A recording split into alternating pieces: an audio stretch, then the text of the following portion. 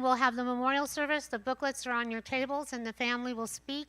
If there is time, Michael will help and go around the room. You can raise your hand if there's a few words that you would also like to say about Susan and Bob. We are devastated. This was not expected. I was the last person to see Susan. I saw her in the hospital. She was sitting up. She was happy. She was smiling. She'd recovered from surgery. She was telling me that she, and Bob had gone on Tuesday to specifically drive to Bristol Farms to get a really nice fruit bowl for our Saturday morning breakfast, and that she wanted me to know that they did not go to Albertsons or Ralph's or Sprouts near their house. They drove all the way over to Bristol Farms in the hill, right, to get the good stuff. And then she told me that's when she came home and tripped over her cane and fell. And then she told me to be sure to contact Crystal and let her know that she would not be able to do her part in the lay-led service on the 16th of May, and said that she was excited to be able to go to the rehab. And then unexpectedly, I spoke to Bob, and he called me to say her blood pressure was dropping. They're working on her. And I said, are we going to run over? Can we go there? Will they let me in? Because she was taken to Harbor UCLA. They were told that because she was on blood thinners, that she could not go to Torrance Memorial or Little Company. This is something that the family will be investigating, possibly later on with a lawyer that I will give them. And we don't really 100% know what happened. And I said, please check with the hospital and be sure they'll let me in. I'll meet you at the hospital. And then Bob called back 5 minutes later and said she's passed. Okay, so this is not anything that any of us planned for. And this is why, as individuals, we need to bury our disagreements. We need to be grateful for every single breath that we have the ability to take. And we need to remember that love is all that matters, friendships, relationships. Because while one person is facing impending illness and death, another person who you don't expect to go at all, boom, goes just like that. Fortunately, when I visited her, I FaceTimed her with Noah and Laura. Noah was about to go to Florida to compete in a competition, a DECA competition for business and marketing and management, to hopefully get a scholarship to an Ivy League. And he had to find out in the bathroom before his presentation, because he would have wanted to know. And he made the decision that his grandma would have wanted him to continue, and he did. And the family has been amazing. They stepped right up. They immediately got on a plane. They got here. And everything with Bob, we have spent hours upon hours and days upon days at Green Hills. We know them very well now.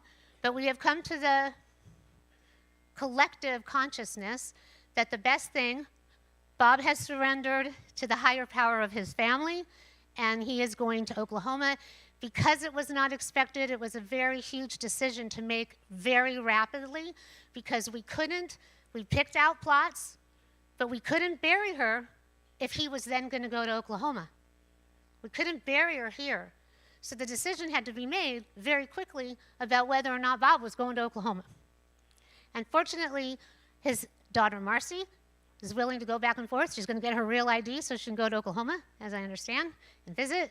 And the family is all excited to be watching out for Bob. Bob's first thing was that he loves Emet and he wants to be with us. And I'm telling you this now because they're going to talk later. And Bob and Susan, always, I think I can say always, they were the first people to RSVP for every single lunch, every single dinner, every single event that we ever had. And most of the time, it was a race, a competition between them and Abe Hebner as to who would show up first. Because they live by the rule that I am trying to think of in my mind. If you're not 15 minutes early, you're already late. And so they have been, both of them, a blessing. Susan is hopefully going to be our guardian angel on high. And I know many of you know how I am, and some of you think I'm bizarre, off the planet. But the night before this happened, I had 25 trigger shots. I was in terrible pain. We had the breakfast. I was home, laying on my side. And I said to my husband, I've been sitting here watching the TV. Where's the clicker? And he said, what'd you do with it? I said, I have not moved from this couch. It's nowhere. We moved all the couches. We looked everywhere. We, to this moment, have still not found this clicker. He had to order one on Amazon. And I turned to him and I said, it's the spirits. Something's going to happen. It's the spirits. Someone's trying to tell us something. When this happens like this, there's a message. And then the next morning, she passed. So there are so many things in the universe that we don't know. Bob and the family there when we had a viewing for her yesterday, they were saying, Bob, I think I heard you say, can you send us a message? Or was it you, Laura? Somebody said, can you send us a message? She sent us a message already, and she's sending us a message now. And you know what the message is? We're all here in this room for her as a community, as a family. And families have issues, but families, if you're really, really good about it, get over it. Some don't. Some don't talk to their families for 10, 15, 20 years. But others work it out or agree to disagree. And I just want to say I'm grateful to everyone that's here for Susan. And I would ask that we all have open hearts, open minds, and remember what it's all about. They are the example of Emet. For better or worse, whatever anybody thinks, they are the mascots of what we have tried to create here. Right, Bob? You and Susan. And that's why it's so hard for him to go to Oklahoma, but it's so wonderful that he has family that supports him in this. And we are going to miss you. I think Jeremy and I can say that if we don't get that first RSVP in there saying that you're flying in from Oklahoma to have dinner or lunch with us, we're going to be very saddened. But we will understand. So that being said, now Noah and Laura created a slideshow of pictures, and Noah has giving us a video that he actually interviewed his grandma, and we're going to get to see that, and we'll be able to hear some words from the family. So please, once again, feel free to get food. It's very important that you eat that food because the family wanted you to, okay? And let's all be very present and open up our spirits and embrace the love that was and will always be Susan Pezzell.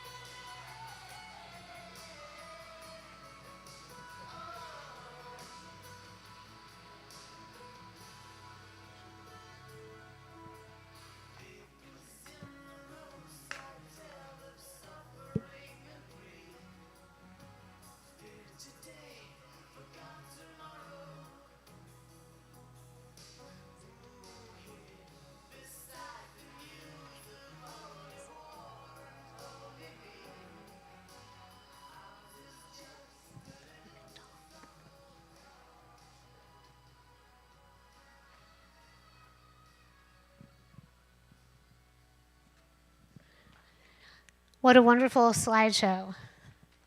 I could just watch that for hours. And that's how she is in our minds. And that's what we want to remember. Life is just a fleeting moment. And it's the relationships that we create and we build that last forever. And my whole house today has smelled like a candle burning. And she is a light that isn't going to go out. She will be with us always. So now we're going to hear from the family. Let's just do, if you'll turn in your booklets, we're going to do Esa Enai. We're at the back of the booklet. And if you'll turn to page 29A, the booklet goes right to left. It's the way we read Hebrew.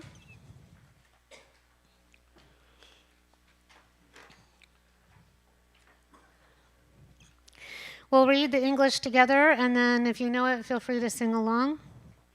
The bottom of 29A. At the back of the book, once again, remember it goes right to left. Psalm 121. Many of you will recognize it. Crosses over through many different denominations of faith. And you can read with me, I lift my eyes to the mountains, from where will my help come? My help comes from Adonai, maker of heaven and earth. God will not let your foot give way, your guardian will not slumber. See, the guardian of Israel neither slumbers nor sleeps. Adonai is your guardian, Adonai is your protection at your right hand. By day the sun will not strike you, nor the moon by night. Adonai will guard you from all harm. God will guard your life. Adonai will guard your going and your coming now and forever. Esai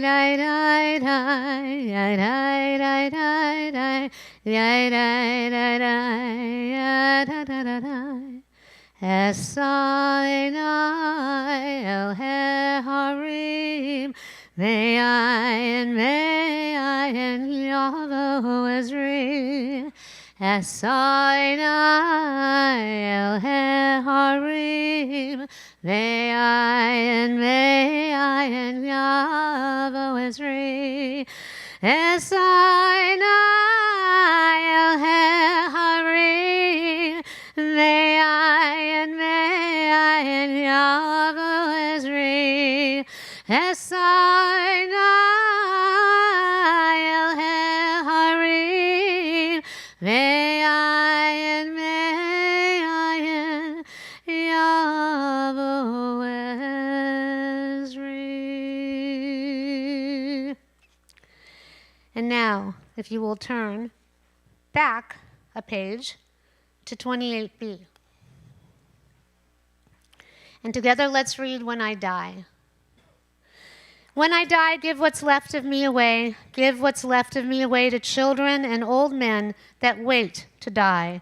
And if you need to cry, cry for your brother walking the street beside you. And when you need me, put your arms around anyone and give them what you need to give me.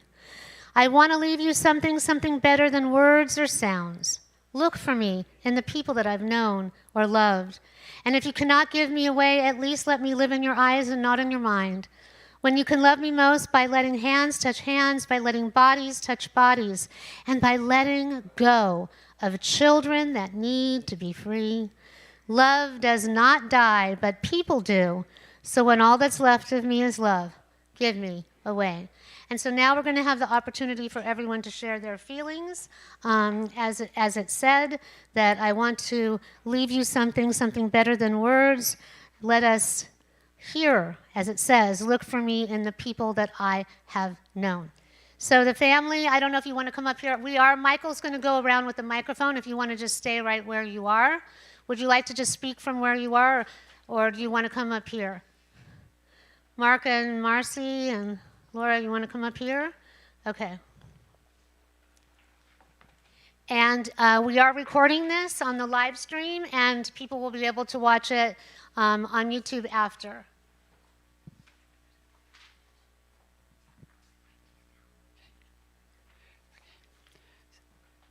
So I offered to go first so I wouldn't start crying, but it's a little too late for that. Sorry.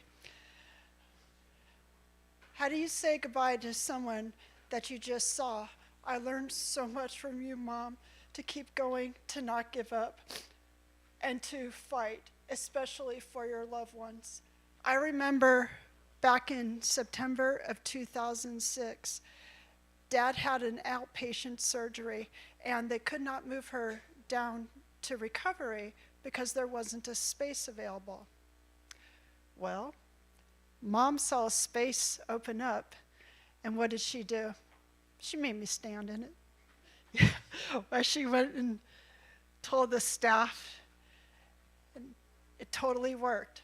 I just had to get out of the way for the bed with Dad coming through. She had the will to get things done, even at the expense of embarrassing her children. I will take these life lessons with me and cherish her forever. Thank you.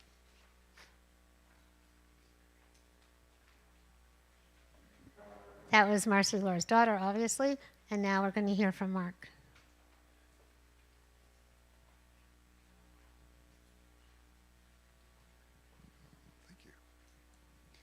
I'll try not to take too long, but the emotions may cut me off before my words do.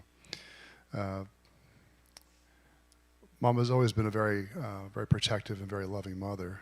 From my earliest memories, I was probably 3 years old, Poughkeepsie, New York. I was sitting on a bright morning on a small picnic table in our backyard eating a hot dog, and there was a fly that just would not leave me alone. So she stood there behind me and put her hands over my ears so the fly would not get in my ears, just to make sure that I had a good experience. She was there to look out at all times.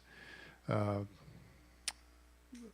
I also remember when she first started working, we lived in Clemson, South Carolina, and maybe I was 5, Marcy 3, maybe I was 6, and Marcy 4, I'm not really sure about that point. But we were scared to be without her. We didn't want her to go. And she said, tell you what, look out the window right here. I'll drive by and I'll pull over just for a moment and I'll wave to you. You can see me as I go. And she did that, and it actually worked. We felt better. We saw, there's Mom. We're waving her from the window, and just so we would feel better. But she's also a fierce protector and advocate, and Marcy pointed that out just now. Fierce protector and advocate of her children. If there's any kind of injustice or any kind of wrong committed toward us, she was in there like a fierce mother bear to put things to rights. Maybe I was 9 years old. We lived in Illinois, Prospect Heights, Illinois. We're in our apartment complex, and we were there by ourselves during the daytime, and she said, never open the door to anyone, even the people from the management of the complex. So sure enough, this one time, this man came to the door and banged on it and was just really, really insistent. And he scared us, and he said, I need to work on this door and I need to work on this apartment right now. And he's frightened us. And I regret telling you this after all these years, but I did give in. I let him in, but I was terrified. And I called her up and told her, and she said, put him on the phone with me. And I just said, sir, my mom wants to talk to you. And this man, who had been such a fierce and frightening person, just looked more and more cowed by the second. And I don't know exactly what she told him, but he was completely silent. He did the work fast and left without a word. I think she must have freaked him out. I'm like, yeah, that's right. That's my mom. That's what you get. Sometimes I also thought she was psychic, because there was a time in high school, and my friend Dana and I, we would, here we go. Yeah, we would play Dungeons and Dragons, often without her knowledge, and because we knew that she didn't like us to do that. And we went through just great pains to hide this stuff from her so she wouldn't see it. And we could be secret agents. We were that good. But whatever our powers of concealment were, we were no match for her psychic powers. One day I was sitting there, and she came to see me one afternoon. I hid everything in a box, in a group of boxes, with books and other pieces of junk all around it. It was innocuous. There was no way she could have known it. It was there. But she was just asking me how I was doing, and she just stops all of a sudden and looks at that box and goes, what's in that box right there? And I'm just like, just stop breathing for a few seconds. I was like, nothing at all. Nothing. How's your day? It just frightened me that she was that good. But yes, moms can also embarrass their children. As a grown man, I was coming home late one night at 1 in the morning, and the window, it was probably a summer night, the window was wide open for air, and her bed was right next to that window, her side of the bed. And I was just starting to put the key in the lock, and I could hear out the window, across the courtyard, all the way down the street, echoing back and forth, "Mark, is that you?" And I was just like, oh, God. So the whole neighborhood knows it's me. Yeah, I know. I couldn't show myself for a while after that. But one of the many things I loved about Mom is that she was always there when I needed her as a mother, confident friend, supporter. And I always knew that with her and home, you know, we always had a safe harbor to land in, no matter how bad it was going. And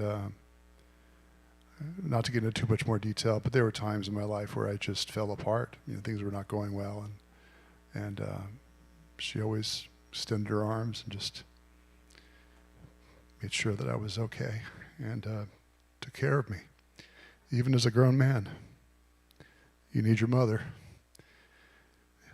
Whatever sorrows I might be feeling, she was there to feel everything right along with me, but also the joys. Also the joys. She was so happy when, you know, I went through all the milestones of my life, got a degree, got a profession, and especially happy when I got married and to Laura, and then had Noah as a son. And it was just beautiful, beautiful times. And I knew consciously there might be a time when I would have to go on without her, but I just didn't think it was going to be now. And it's a big empty hole where she used to be. So, yeah. In any case, I will miss her terribly. Anyway, thank you, Mom, for being such a great mom. Loving and kind and supportive.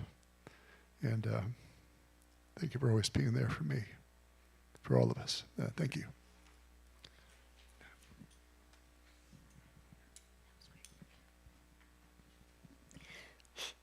So now, when you're fortunate enough to have a family that's there for you, you know, parents raise their children, and hopefully, if you're lucky enough, it can be frustrating at the end because somehow your children want to parent you. Has anyone ever experienced that? But that becomes a blessing because now, Bob, you have a family that wants to be providing a safe harbor for you. And this is where you get paid back because you gave to them. You made the safe harbor for them. And now they're going to make it for you. And mark that hole in your heart every time you feel it. Fill it with one of these memories and read the cards that your beautiful wife put out for everyone. And know, talk to your family and fill it up. Fill it up, all of you, with that. Okay, so now, who's going to speak next? You want to speak? Wait, hold on. No, I think you're Grandpa. You want to speak now, Bob? Wait. Michael's got the microphone. He's going to give it to you. You're going to put it right to your mouth. And then Noah will speak. Right up to your mouth. Is it working? It's working. Good. Okay. Mark, that's a tough act to follow. What do I say now? Thanks a lot. But I jest. Mom was, in her own way, a stern teacher. There were times when she seemed very hard to get along with, strong-willed. But as the years went by, I started to realize that in her own way, and improving as time went on, she was actually generally right. So I learned to, in some sense, at least, follow her orders. And I'm better for it. And that's about all. Now Noah's turn. Okay. Here we go. Job. All right, I'm gonna. Put it up to your mouth, Noah. My husband just came in and said everybody needs to hear on the live stream. Okay. Thank you all for being here today, and I just want to take a moment to remember my grandma. And whenever I found out she passed away, as Rabbi Didi said, I was on a DECA leadership trip in Florida, and despite the shock and pain, I went to my business competition the next day. And because I know that's what she would have wanted. And she believed deeply in the power of education and how important it was. And she always encouraged me constantly to keep doing DECA. And I always remember that people telling me she was always very proud of my academic activities. I remember her telling me that she was always so proud of all the things that I had done. And this is just something that gave me purpose just beyond succeeding for myself in DECA and for my chapter, but also succeeding for her and Grandpa. That way they would have something to be proud of. And her passing, being so close to my graduation, is incredibly hard. And she was the only grandmother I ever got to meet. And she was overjoyed when I was born. And the one thing she said that has always stayed with me was, "I'll love you forever and always." And I'll always remember that about her. And to honor her memory, I put together an interview, which I filmed in 2023, where I asked her several questions, and there's most of it's her, but some of it's her and Grandpa, and I can play that now. We could do it at the end, yeah, we'll do it at the end. You'll see it in a little while, but anybody else would like to say something? Raise your hand if you want to speak, and then Noah, you can just give it to the person, and then Michael will go from person to person, so you can be with your family. Does anyone have anything they want to say? Raise your hand. I know Jeremy wants to say something. Here, use this mic.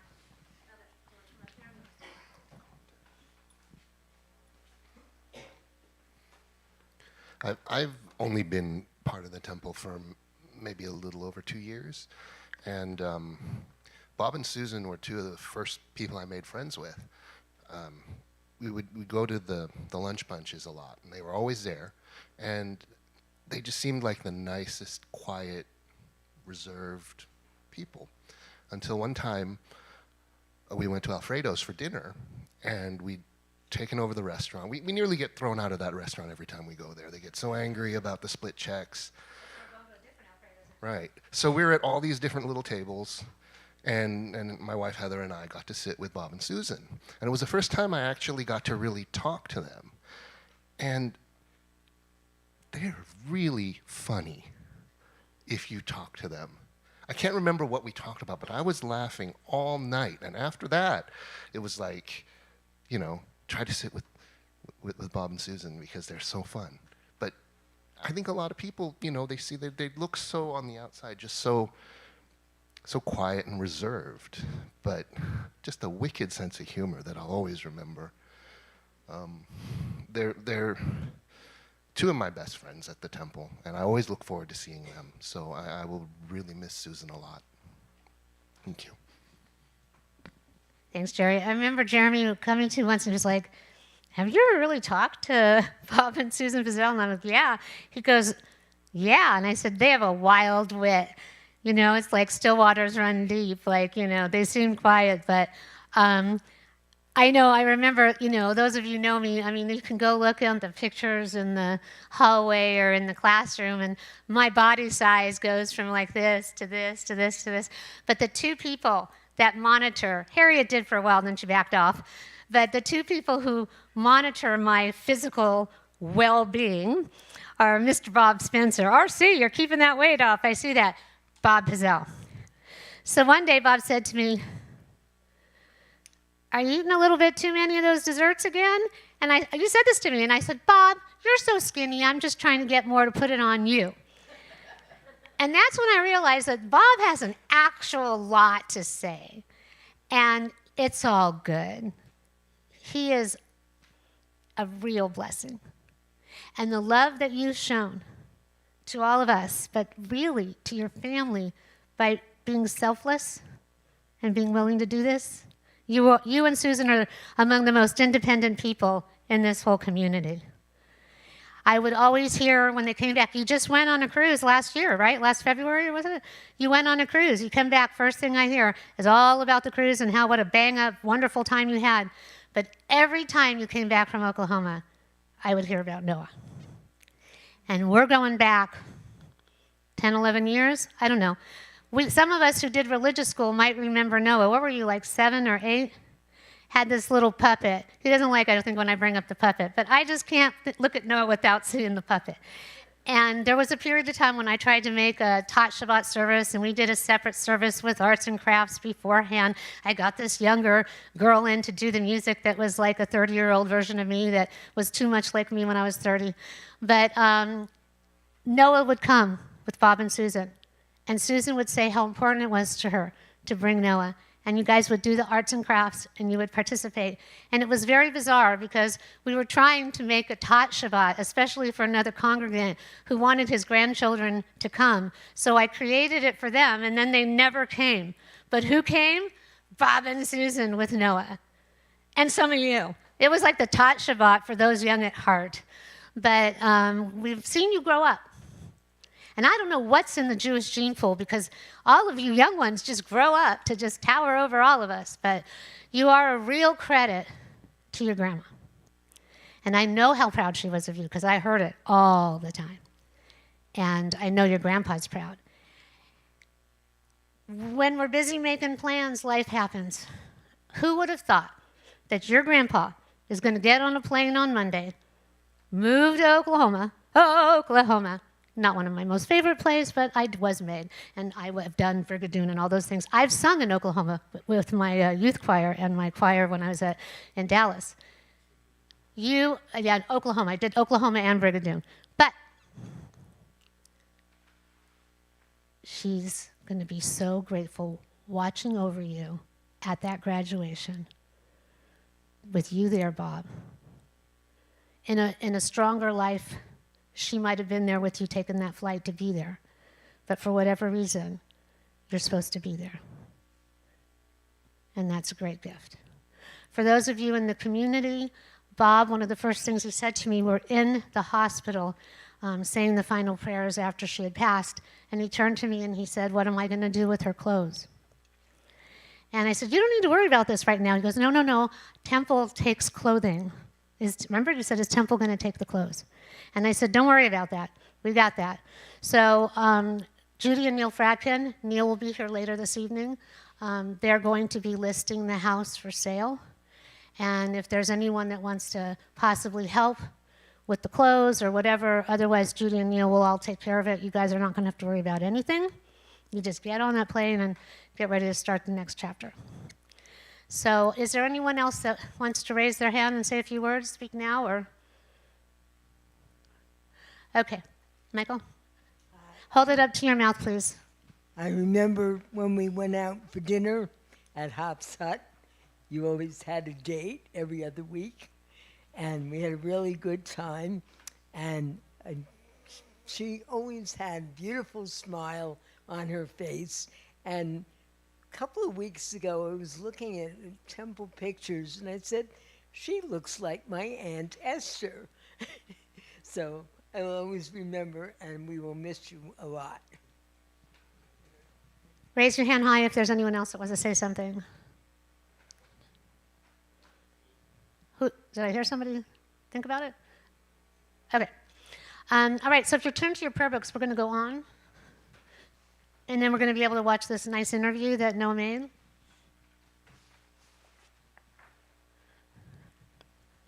Let's read the text on the bottom of 28a. This is Psalm 23. A psalm of David. Adonai is my shepherd, I am complete. In lush meadows, you let me lie down alongside tranquil waters. You lead me, you restore my life. You guide me in paths for righteousness for the sake of your name. Even when I walk through the valley of deep darkness, I fear no harm, for you are with me. Your rod and your staff, they reassure me. You set a table before me in the presence of my enemies. You anoint my head with oil. Wine brims over my cup. Indeed, goodness and steadfast love shall pursue me all the days of my life, and I shall dwell in the house of Adonai as long as I live. As if you know it, feel free to sing along with me. I will sing the words of that psalm in the Hebrew up above. You can just gaze upon the Hebrew. It is a connection. Then the music of our prayers is the bridge between the physical realm and the spiritual realm. And it is a bridge that Susan will be crossing, and we are helping her do this with our prayers. She is going to be laid to rest in a Jewish cemetery right near their house. And the family is going to join the Reform Synagogue there. I've been talking to Noah about having a bar mitzvah maybe, either there or he can do it with me long term. But this is a wonderful opportunity, a doorway that Susan is opening for future nourishment and community. Because Bob loves the Jewish community. And I already told Laura at Green Hills the other day I could see her becoming president of the board. So she's got the medal for that. So let's take a deep breath in and a deep breath out. Adonai roi lo echsav b'hinot asher yarbitzeni al mei menuchot al mei menuchot yanachaleni nafshi yishovev yishovev yancheni v'magle tzedek l'man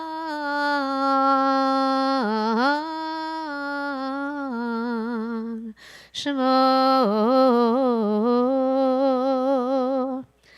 gam ki elech v'get salmavet lo hirara ki ata imadi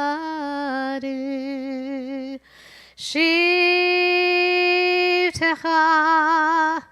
u'mishantecha hema yanachamuni taroch lefanai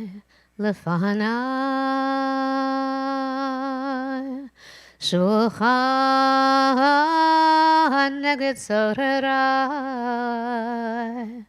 tilshanta v'shemen roshi kosi revaya aktav v'chesed yedefuni koyamei chayai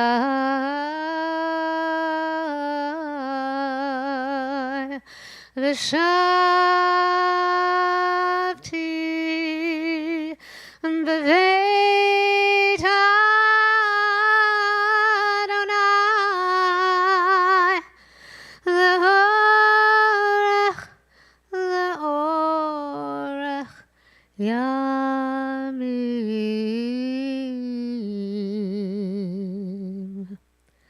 Adonai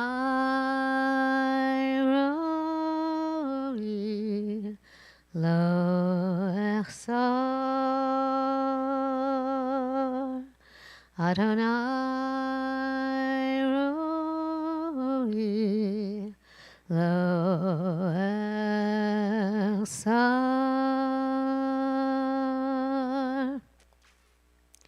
And in this version it says, Adonai is my shepherd, I am complete. In some versions it is, Adonai is my shepherd, I shall not fear. And the reality is, as long as you walk with Adonai in your heart, as you see there is, you set a table before me in the presence of my enemies, your rod and your staff, they reassure me.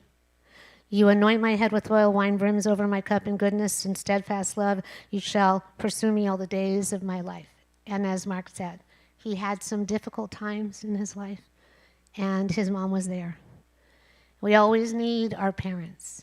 And then the time comes when we kind of have to parent ourselves. But they're there.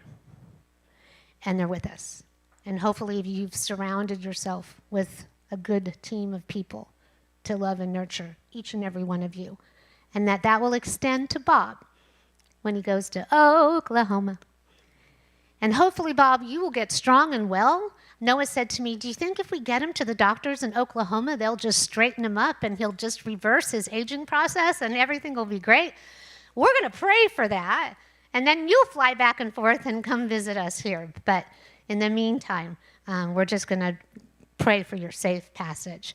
And right now we're going to pray for Susan's safe passage. So if you will turn, we have El Malay Rachamim, which is our memorial prayer.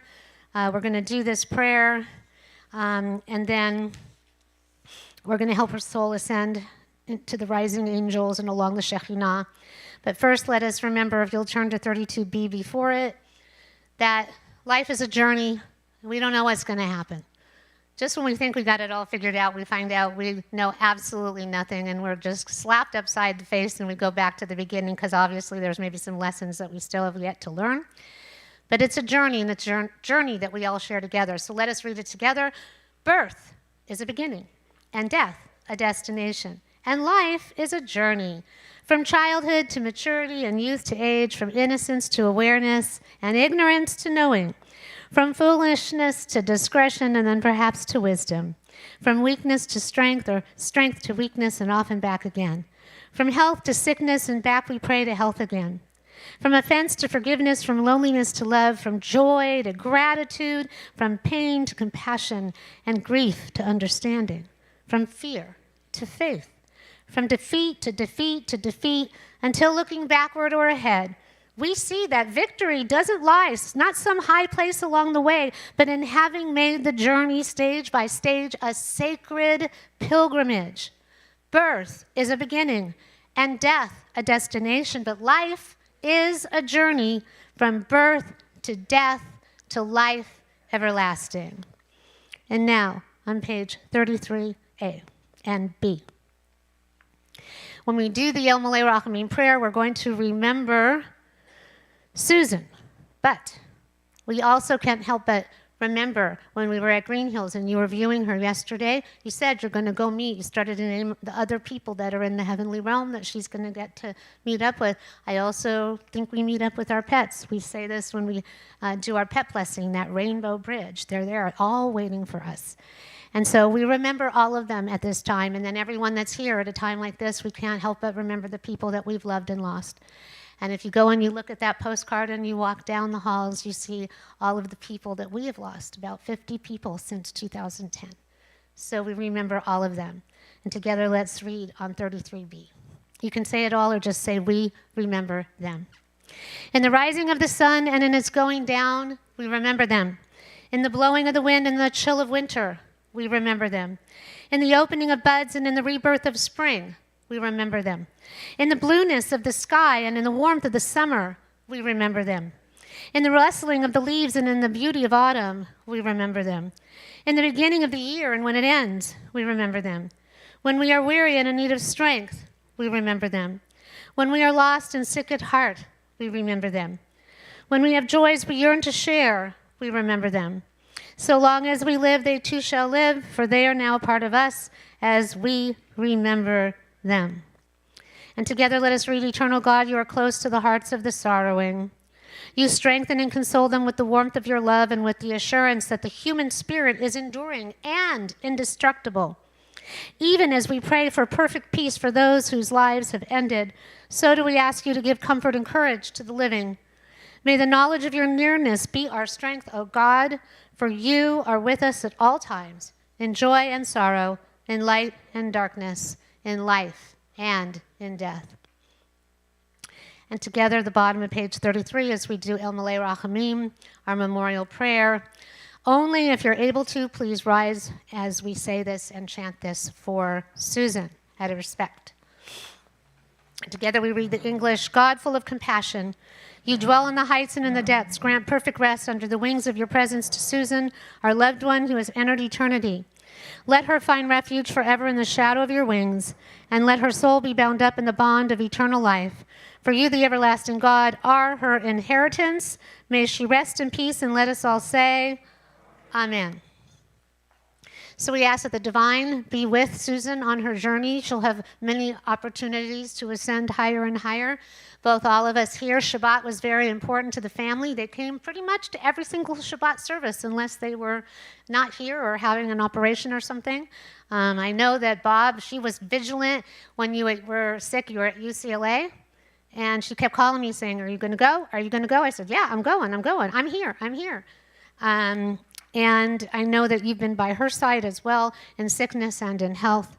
And so we ask that now the Shekhinah, the divine feminine aspect, the angels of God, lift her up on wings higher and higher to her eternal resting place where she can watch over all of you and us. El Melei Rachamim Shochen B'Amravim Hamsei Menachanachana Tachat Kanfei HaShechina Im Kedushim Kedushim V'Toharim Kezohar Harakia Mazahirim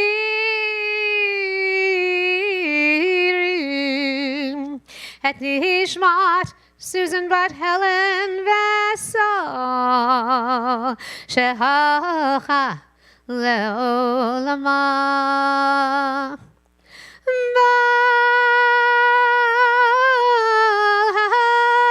Rachamim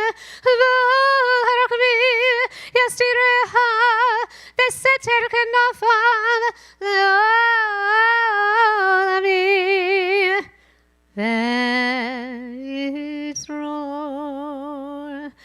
Bitzror HaChayim Et Nishmata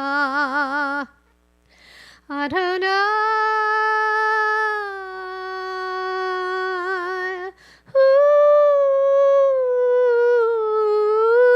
Nachalata V'tanuach V'shalom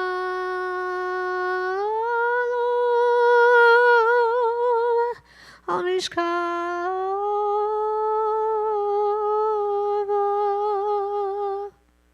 V'nomar Amen.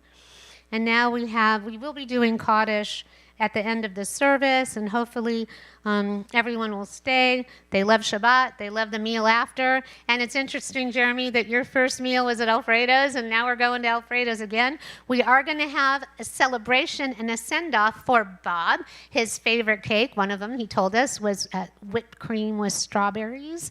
And so we will have that after our Sabbath service. And on it, we are saying in celebration of Bob and Susan, because this is and we're going to say Lahitra Ot till we see you again, but this is going to be our last time with Bob before he goes to Oklahoma. And then Monday, Cinco de Mayo, would have been Susan's 80th birthday. So we're having cake, and we're having Bob's favorite, and we're going to celebrate Bob, and we're going to celebrate Susan. So that being said, now we have Kaddish, and if you can look at the English, you'll see it's all an exaltation of the divine, and we're grateful to God for the opportunity to be blessed with Susan in our lives, and pray that our blessing out into the spiritual realm will reflect upon Adonai and her as well, and then us in turn. If you don't know, you can just say amen when I raise my hand, or follow along in the transliteration. Yikadal v'yikadash shemei rabbah, ve'alma divrach l'rutei v'yamlich malchutei, v'chayechon v'yomechon v'chayei d'chol beit Yisrael, ba'agala v'zman karib imru. Yehei shemei rabbah mevarach le'alam elomei amaya, yit barak v'yish tabak v'yit pa'ar v'yit raman v'yit naseh, v'yit hadar v'yit alev v'yit halal shemei d'kudashah b'rechu, le'ela min kol birchata v'shirata, תשבחתה ונחמתה תאמירן בעלמה ואמרו יהי שלמה רבה מן שמיה וחיים עלינו ועל כל ישראל ואמרו עושה שלום במרומיו הוא יעשה shalom עלינו ועל כל ישראל ואמרו Amen. May God, who is the author of life and death, who is in control, we think we are, but we are not, grant eternal rest and perfect peace to Susan, peace to the family, peace to everyone here, peace to Jerusalem, peace to our country, peace to all the world, as together we say, Amen. Please be seated. We are going to read 34b, and then we're going to watch Noah's interview of his grandma. Once again, if you want to get anything to eat from the back, feel free. 34b.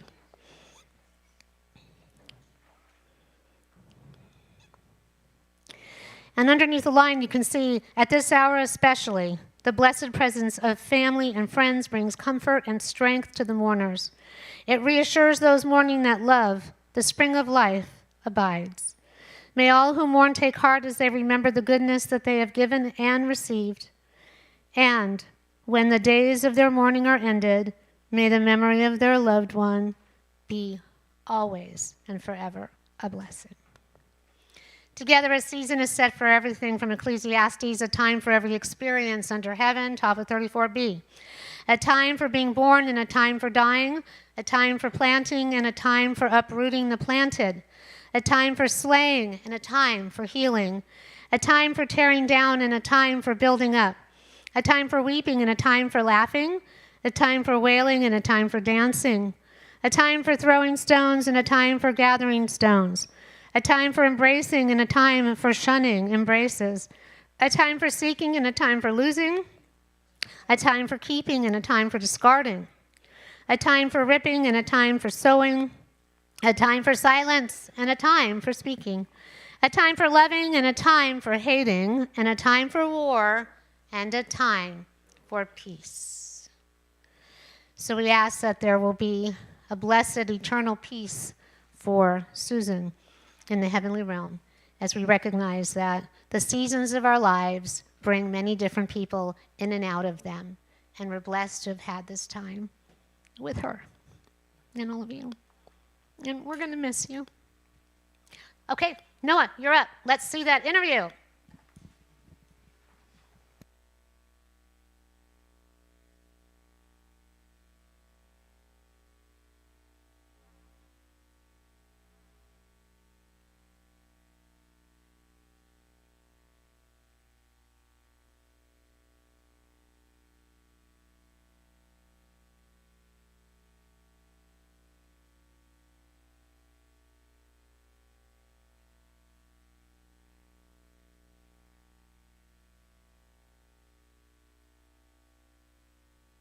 Mark, for the live stream, do we need to put the microphone near something? The laptop or the speaker or something so that the people can hear it? I don't know how you answer us, but, oh. My name is Susan Pezzell. It's October 22nd, 2023. Okay. Your first question is, what is your favorite food? My favorite food?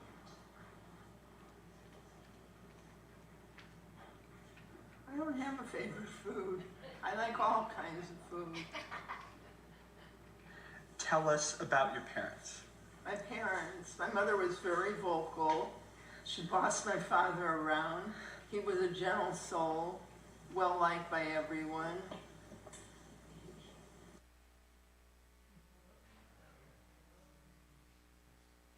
Well, Bob, we're supposed to reflect upon that. Now you know where it came from.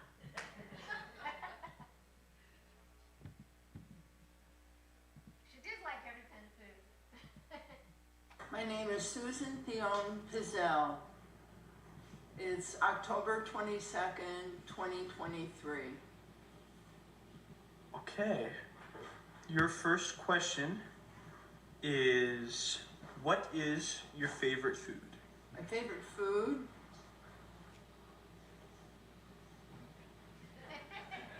don't have a favorite food. I like all kinds of food. Tell us about your parents. My parents, my mother was very vocal. She bossed my father around. He was a gentle soul, well liked by everyone. I was his apple of his eye.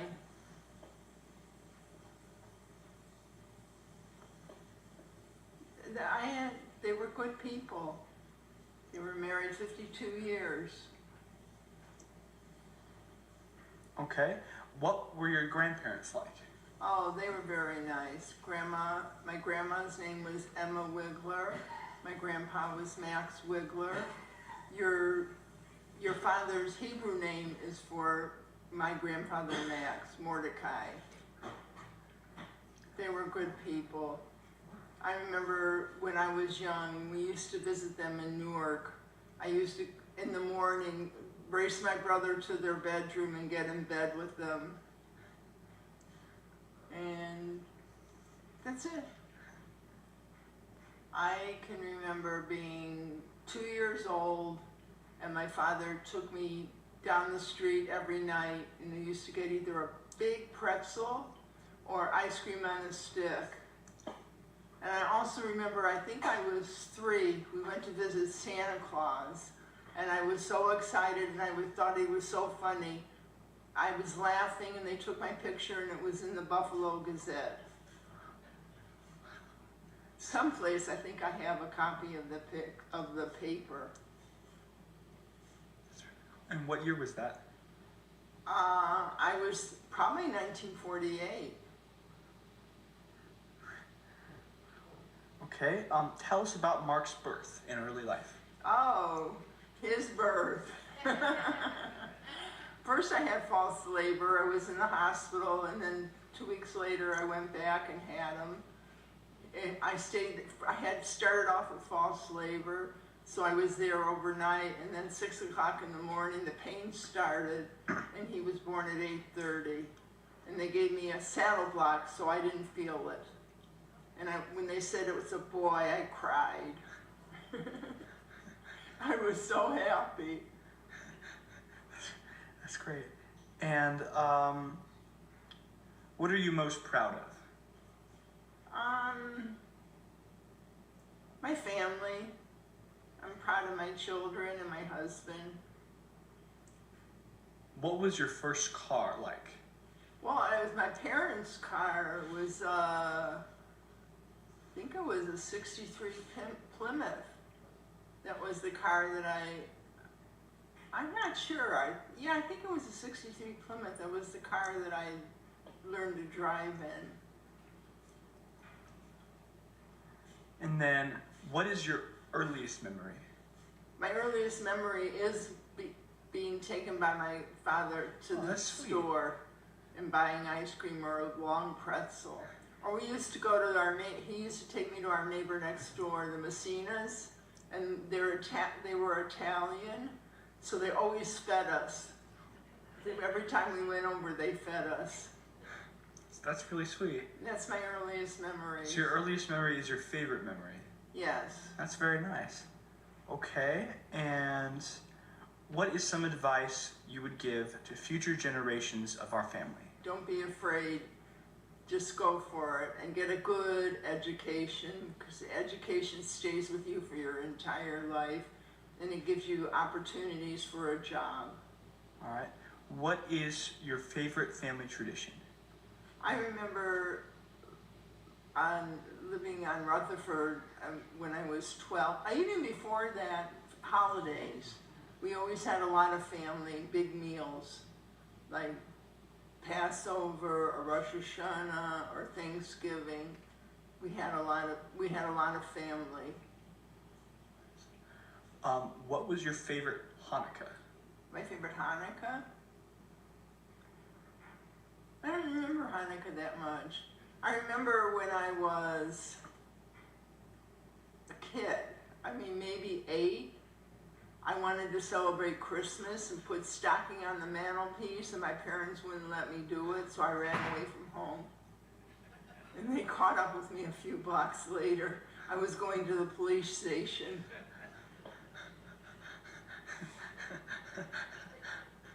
That's great. And then, what is your favorite color? Blue. Obviously. That's great. Okay. Let's see. What was your date with Grandpa like? Your first date with Grandpa? First date, he took me to Edgewater Park, and we went on the roller coaster, and I was so petrified, I was crying, and I was holding on to him for dear life. And we only dated 3 times that summer. And then I saw him a year and a half later. We both went to Wayne State University, and my class was near his class. And I saw him like 3 times a week. And then at the end of the semester, he called me for a date. He said, guess who this is? My first name is towards the end of the alphabet. My nickname is towards the beginning. I said, who is this? And I was ready to hang up when he finally told me who it was. And I remember our first date when we met a year and a half later. We went to Ann Arbor to the movies with his best friend, Irwin. Ann Arbor was like an hour away. Tell us about what made you move to California. We wanted to be closer to my parents. So Grandpa got an interview with Hughes Aircraft, and that was like July or August. And then What year? what year did we come here? 79. 79. What do you think? Okay. I thought when we were dating that he was such a gentleman. He was the nicest boy that I ever met. And I think I fell in love with him sooner than he fell in love with me. That's fair. Yeah. On our first date, he had like a knit hat, and he gave it to me to hold on our trip in the car from Ann Arbor. And when we got to my house, I said, here's your hat, what's your hurry? And I thought, that's going to be the last date that we have. But it wasn't. It wasn't. From then on, we just saw each other. Yeah. All right. And what about you, Grandpa? She had cute cheeks. Yeah.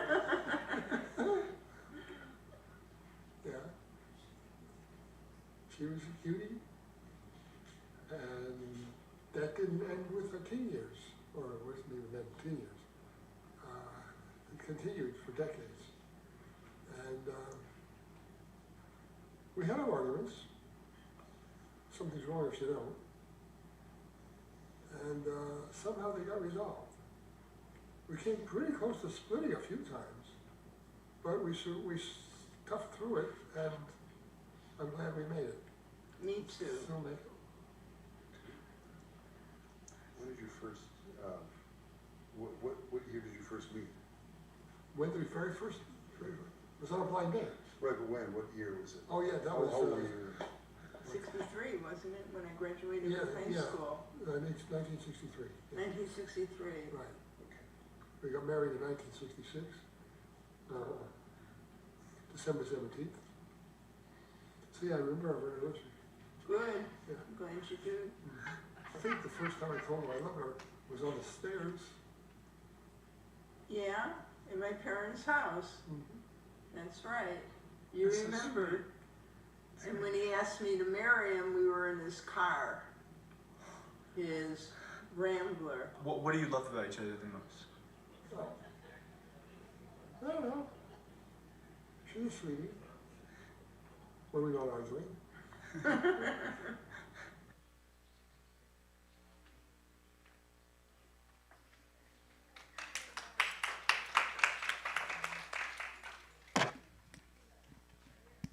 I know you're into the marketing whole thing, but in the beginning when you were just interviewing your grandma, those of you that watched Stephen Colbert, was that not like the Colbert questionnaire? I mean, like it was perfect.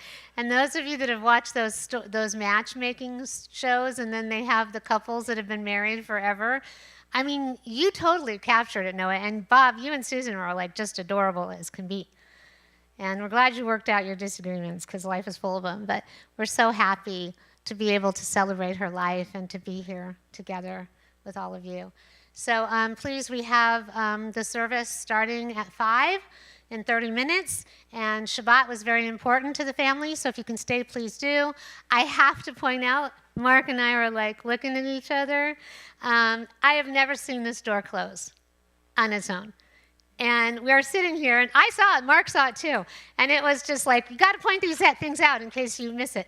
It's like totally here, like totally secured. And then slowly, ever so slowly, it starts to do this, just ever so slowly. And then it was like the backwards thing of Elijah opening the door. And then it shuts. And Mark and I see this, and we're like, did you see that? Did you see that? And the doorknob goes like this, like someone's trying to get in from the other side. So anyway, Susan, if that was you, we just want to give props to you and kavod that you know we saw it.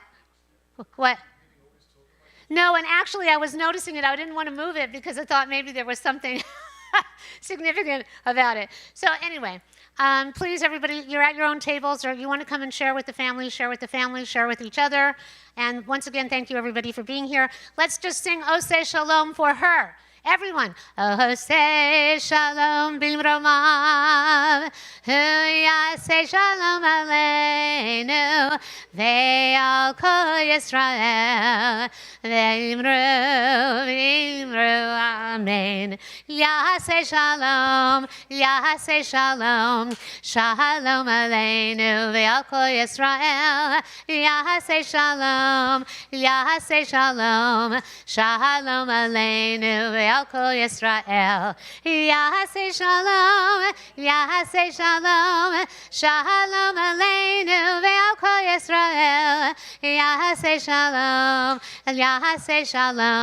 shalom aleinu, ve'al kol Yisrael, yaseh shalom, shalom aleinu, ve'al kol Yisrael.